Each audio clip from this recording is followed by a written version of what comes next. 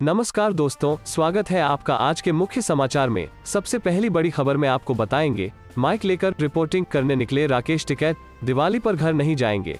इसी के साथ दूसरी बड़ी खबर में जिक्र होगा कि बीजेपी अध्यक्ष जेपी नड्डा के गृह राज्य में भाजपा साफ, उपचुनाव में चारों सीट कांग्रेस के खाते में।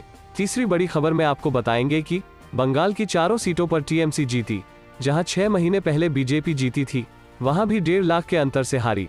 दोस्तों, हर एक खबर की गहराई में आपको ले जाएंगे, लेकिन उससे पहले अगर आपको भी ऐसा लगता है कि भाजपा की उल्टी गिनती शुरू हो चुकी है, तो आप अभी इस वीडियो को लाइक कीजिए और इस लाल बटन को दबाकर चैनल को सब्सक्राइब करके घंटी बजाइए और कमेंट में लिखे जय हिंद।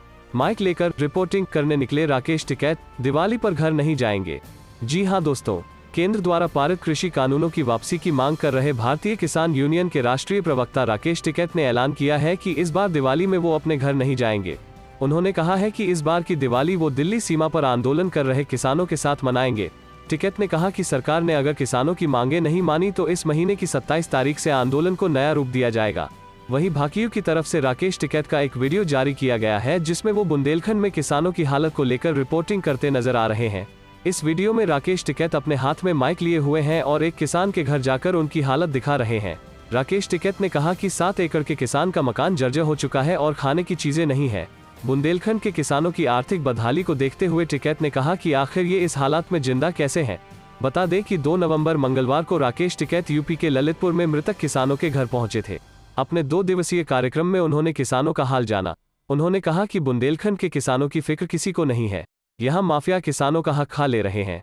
मजबूरी में यहाँ का किसान आत्महत्या कर रहा है। चलते हैं अगली खबर की तरफ। बीजेपी अध्यक्ष जेपी नड्डा के गृह राज्य में भाजपा साफ, उपचुनाव में चारों सीट कांग्रेस के खाते में। जी हां दोस्तों, लोकसभा और विधानसभा सीटों पर हुए उपचुनाव के नतीजे घोषित हो गए हैं। हालांकि ये नतीजे बीजेपी के लिए ज्यादा उत्साहित करने वाले नहीं रहे। बंगाल में टीएमसी से दोबारा हार मिलने के अलावा हिमाचल प्रदेश में भी बीजेपी को सारी सीटें गंवानी पड़ी हैं। यह हार पार्टी के लिए इसलिए भी निराशाजनक है क्योंकि हिमाचल प्रदेश बीजेपी चीफ जगत प्रकाश नड्डा का गृह राज्य है और यहाँ बीजेपी की ही सरकार भी है। इसके बावजूद पार्टी को मंडी लोकसभा सीट और 3 विधानसभा सीटों पर कांग्रेस ने बीजेपी को हरा दिया है। मंडी लोकसभा सीट पर कांग्रेस की उम्मीदवार और पूर्व सीएम वीरभद्र सिंह की पत्नी प्रतिभा सिंह ने बीजेपी को हराया। प्रतिभा सिंह ने बीजेपी के अपने प्रतिद्वंद्वी कुशाल ठाकुर को 8,766 वोटों के अंतर से हराया है।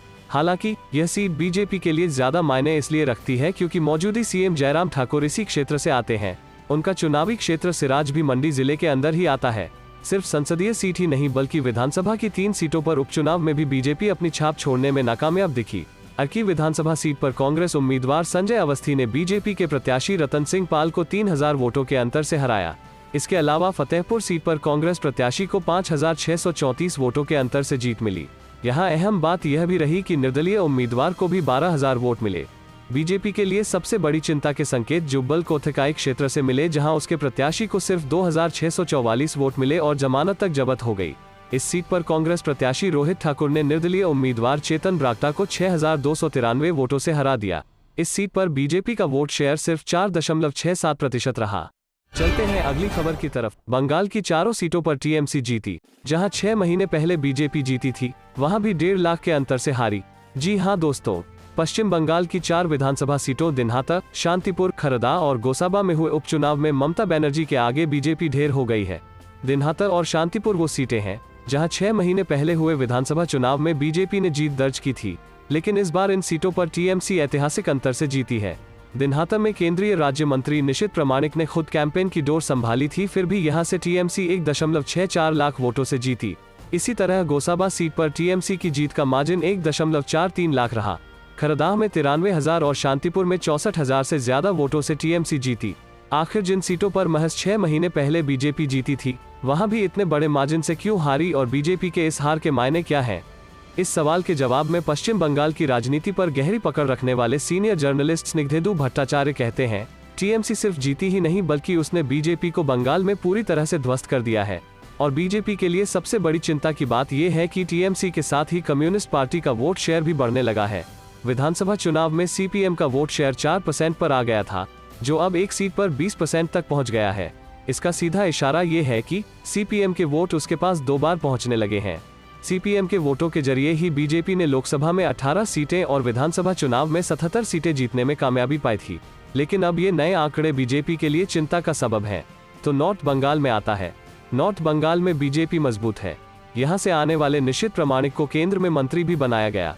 इसके बावजूद बीजेपी यहाँ बुरी तरह से हारी।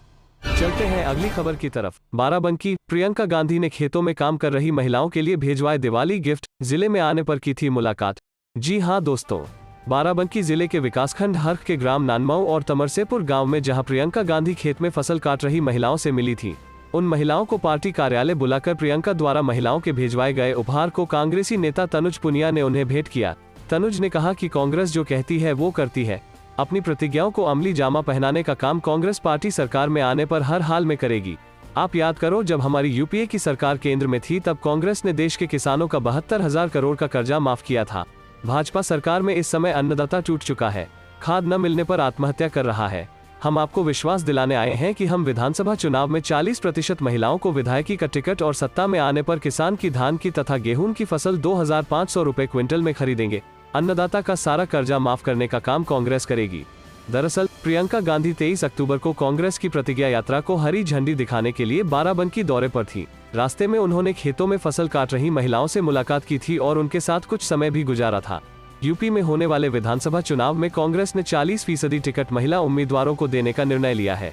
इसे एक बड़े बदलाव की घोषणा माना जा रहा है। चलते हैं अगली खबर की तरफ। उपचुनाव के नतीजों पर अखिलेश ने बीजेपी को घेरा, यूपी चुनाव को लेकर भी किया जोरदार हमला। जी हां दोस्तों, देश भर के अलग अलग राज्यों में हो रहे उपचुनाव के नतीजे सामने आ रहे हैं।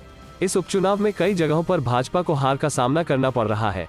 उपचुनावों में आ रहे नतीजों पर समाजवादी पार्टी के राष्ट्रीय अध्यक्ष और उत्तर प्रदेश के पूर्व मुख्यमंत्री अखिलेश यादव ने भारतीय जनता पार्टी बीजेपी पर बड़ा हमला बोला है। उन्होंने उपचुनावों के इस नतीजों को ऐतिहासिक पराजय करार दिया है। उन्होंने यह भी कहा, बीजेपी उत्तर प्रदेश के 2022 विधानसभा चुनाव में भी हारेगी। उपचुनाव के नतीजों पर अखिलेश यादव ने ट्विटर पर भारतीय जनता पार्टी को घेरा है। उन्होंने अपने आधिकारिक ट्विटर हैंडल से बीजेपी पर हमला बोलते हुए कहा कि उपचुनावों के आज आए परिणामों में जिस प्रकार भाजपा हारी और पीछे रह गई है, उसने साबित कर दिया है कि ऊपर के 2022 के चुनाव में भी भाजपा बुरी तरह हारेगी। भाजपा ऐतिहासिक पराजय की ओर बढ़ रही है। यही नारा आज का, नहीं चाहिए भाजपा। अखिलेश का उपचुनावों में आए परिणामों के बाद यह पहला रिएक्शन था। उन्होंने सोशल मीडिया साइट ट्विटर के जरिए बीजेपी पर हमला बोला है। उन्होंने उपचुनाव के परिणामों को उत्तर प्रदेश में होने वाले विधानसभा चुनाव से जोड़कर कहा है कि बीजेपी को उत्तर प्रदेश विधानसभा चुनाव 2022 में भी हार का सामना करना पड़ेगा। अखिलेश यादव इन दिनों समाजवादी विजय रथ यात्रा पर हैं। उनके निशाने पर मुख्य रूप से भाजपा और कांग्रेस ही है। रविवार को हरदोई में जनसभा के दौरान उन्होंने भाजपा और कांग्रेस पर हमला किया। उन्होंने भाजपा और कांग्रेस को एक जैसा बताया। अखिलेश ने कहा कि ईडी और सीबीआई जांच कराने की आदत कांग्रेस की रही और उसी रास्ते पर भाजपा भी चल रही है। हिमाचल में करारी हार के बाद क्या होगा सीएम जयराम ठाकुर का भविष्य, फिर बदलाव की अटकलें। जी हां दोस्तों, हिमाचल प्रदेश में तीनों विधानसभा और एक लोकसभा सीट पर भाजपा की करारी हार के बाद अब जयराम ठाकुर की विदाई तय मानी जा रही है। मंगलवार को हिमाचल प्रदेश उपचुनाव में कांग्रेस ने भाजपा को चारों खाने चित किया। एक सीट पर तो भाजपा प्रत्याशी की जमानत तक जब्त हो गई।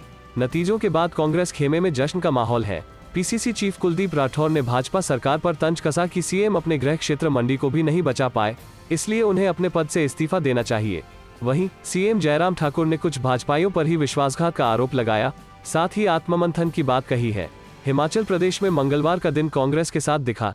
तीनों विधानसभा सीटों फतेहपुर, अर्की और जुब्बल कोटखाई और मंडी लोकसभा में कांग्रेस ने फतह हासिल की। मंडी सीट पर इससे पहले भाजपा का कब्जा था।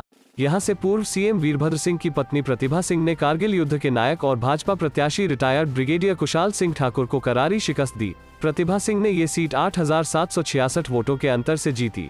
प्रतिभा सिंह को 3,65,650 वोट मिले, जबकि कुशाल सिंह को 3,56,884 वोट मिले। उधर विधानसभा सीटों में भी कांग्रेस का बोलबाला रहा। जुब्बल कोटखाई विधानसभा उपचुनाव में तो भाजपा प्रत्याशी नीलम सराइक की जमानत तक जब्त हो गई। उन्हें महज 2,584 मत मिले। नीलम तीसरे स्थान पर रहीं। इस सीट पर कांग्रेस प्रत्याशी रोहित ठाकुर ने 29,447 वोट पाकर जीत दर्ज की। निर्दलीय प्रत्याशी चेतन बरागटा 23,344 वोट पाकर इस सीट पर दूसरे नंबर पर रहे। चलते हैं अगली खबर की तरफ। जनता पर पड़ रही महंगाई की मार, कहां सोया है चौकीदार, कांग्रेस नेता इमरान प्रतापगढ़ी। जी हां दोस्तों, कांग्रेस की प्रतिज्ञा यात्रा के सोमवार को उत्तर प्रदेश की वीरांगना नगरी पहुंचने पर आयोजित सभा में केंद्र और प्रदेश की भारतीय जनता पार्टी भाजपा सरकार पर शायराना अंदाज में तीखा हमला करते हुए कांग्रेस के अल्पसंख्यक प्रकोष्ठ के राष्ट्रीय अध्यक्ष और मशहूर शायर इमरान प्रतापगढ़ी ने सवाल किया कि जब भाजपा की नीतियों के कारण जनता महंगाई की जबरदस्त मार झेल रही है तो ऐसे में देश के चौकीदार कहां जाकर सो गया है। बाराबंकी से अखिल भारतीय कांग्रेस कमेटी की महासचिव और उत्तर प्रदेश प्रभारी प्रियंका गांधी द्वारा यात्रा को रवाना किया गया था। यहां यात्रा समापन के अवसर पर मिनवा टॉकीज के सामने मैदान में आयोजित सभा के मुख्य अतिथि मशहूर शायर इमरान प्रतापगढ़ी ने केंद्र एवं प्रदेश सरकार पर शायराना अंदाज में जमकर हमला बोलते हुए नोटबंदी, डीजल, पेट्रोल के बढ़ते बेहताशा दामों एवं किसानों के साथ सौतेला व्यवहार किए जाने की जमकर निंदा की।